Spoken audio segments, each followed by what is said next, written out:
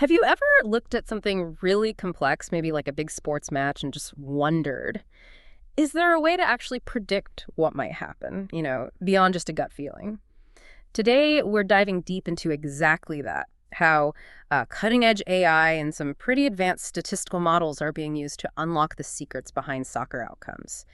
And our focus for this deep dive, it's a very specific match, the New England Revolution versus Nashville SC. It's happening at Gillette Stadium, June 25th, 2025, 7:30 p.m. Eastern.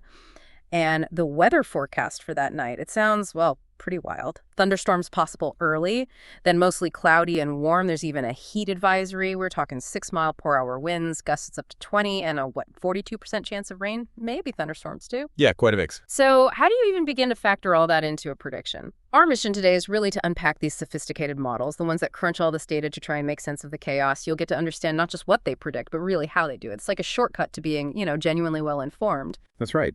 And what's really remarkable, I think, about these models is how they see beyond the obvious stuff. They can uncover these hidden dynamics, these really intricate patterns that, honestly, human intuition just can't grasp on its own. It's about moving from, well, guesswork to really informed insight.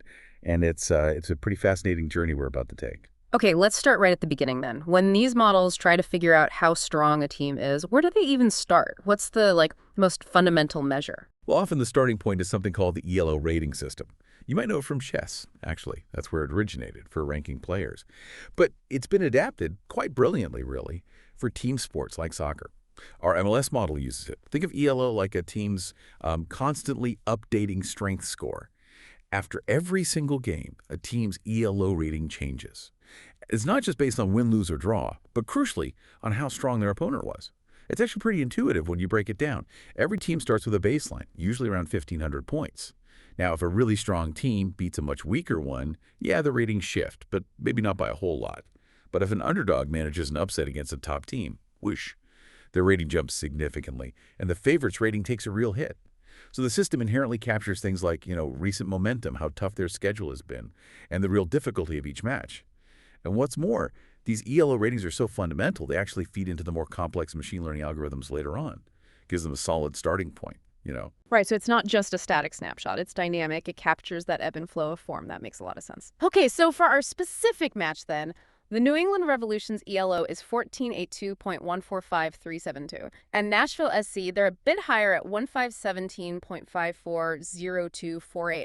And just to give everyone a sense of the scale here, one of the top teams, say Columbus Crew, they're way up around 1560, while a lower-ranked team, maybe like Chivas USA historically, might be down near 1434. So Nashville definitely has the edge here, at least according to the ELO ratings. But okay, ELO gives us team strength. How do these models jump from that to predicting the actual score? That feels like a much bigger, trickier leap. It absolutely is trickier, yeah. And that's where specific statistical techniques come in. One's designed for predicting counts, like goals. For forecasting the number of goals, models often rely on something called Poisson regression. The core idea behind it is that goals in a soccer match, while they might seem kind of random, they actually tend to follow a predictable pattern, a specific statistical distribution over time. So the model estimates the expected number of goals for each team. And it does this by looking at a whole range of inputs, things like team strength from ELO, obviously, but also recent form, those expected goals or XG metrics you hear about, key player injuries, and of course that big one, home advantage. We usually run separate Poisson models for the home team and the away team because their dynamics can be different. For instance, in our modeling, we see that betting market probabilities for a home win, they have a really strong positive link to predicted home goals, which makes sense, right? If the market thinks the home team will win, the model expects more goals from them. Conversely, home team injuries, they consistently show a negative impact, fewer expected goals. These predicted goal rates then become the foundation for simulating potential scores and figuring out the probabilities of a win, draw, or loss. Huh. Interesting how those specific factors like market odds and injuries really weigh in. So for this Revolution versus Nashville match, the standard Poisson model, it predicts home goals at 1.25 and away goals at 1.31. Pretty close. But soccer is just, it's notoriously unpredictable, isn't it? How do the models account for that randomness? How do they build in a buffer for that uncertainty? Yeah, good question. To really grapple with that randomness and make the predictions more robust, we move to what's called the bootstrapped Poisson prediction model. Think of it this way. Instead of just one prediction from one model run, this approach is like simulating the match thousands of times before it happens. It gives you a much more realistic range of what could happen. The process involves taking our original historical data and repeatedly sampling from it again and again to create hundreds, maybe thousands, of slightly different mini datasets. We call these bootstrap samples. Then, a separate Poisson model is trained on each of these slightly different datasets. Okay, so now you have maybe hundreds of slightly different models. From this collection, we then simulate thousands upon thousands of matched score lines. By bringing all those simulated results together, aggregating them, we get much more reliable probabilities for win-draw loss. And importantly, we get what are called confidence intervals for the goal distributions. So instead of just saying 1.25 goals, you get a likely range, say, between 0 and 4 goals. It paints a much clearer picture of the inherent uncertainty. Ah, okay. So it gives you that spread, that sense of the most likely range of outcomes, not just a single number. So with this bootstrap Poisson, the predicted home goal shifts slightly to 1.22, but with a 95% confidence interval between 0 and 4 goals. And away goals are 1.37, again, with a likely range between 0 and 4. So it's acknowledging, yeah, the average might be around 1.2, 1.3 goals, but hey, any specific game could easily see 0 or 3 or even 4. Right, so we've covered the statistical side with ELO and Poisson. They seem great for setting baselines and expected counts. But if we're hunting for those really hidden patterns, those complex interactions in the data, that's where the raw power of machine learning comes in, right? Absolutely. This is where we shift gears a bit. We move to models that are called non-parametric. Basically, they don't start with assumptions about how goals are distributed like Poisson does. Instead, they learn complex, often nonlinear relationships directly from huge amounts of historical data. Think of it like a detective who doesn't have any preconceived theories, just meticulously sift through mountains of evidence, past game data looking for subtle connections. So first up in this category, we often use a random forest model. Now imagine you have, say, hundreds of individual decision makers. In the model, these are called decision trees.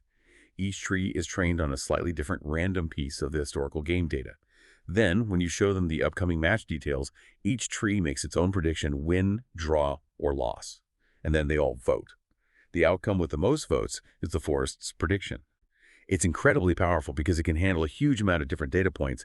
It's pretty resistant to overfitting, meaning getting too focused on specific past games and missing the bigger picture. And it's fantastic at spotting those complex relationships that aren't just simple cause and effect. It even tells us which factors it found most important.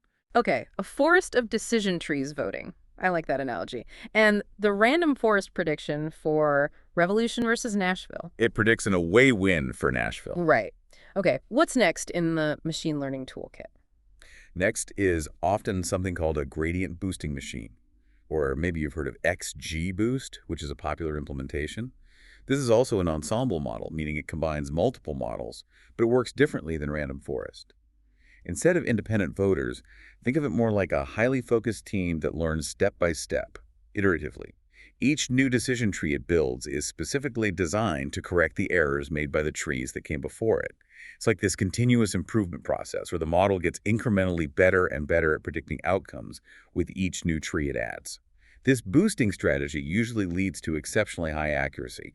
Plus, it handles missing data well, and like random forest, it can rank which features were most important for its prediction. So it learns from its mistakes, essentially. And XGBoost for this match also points to. Also predicts an away win for Nashville.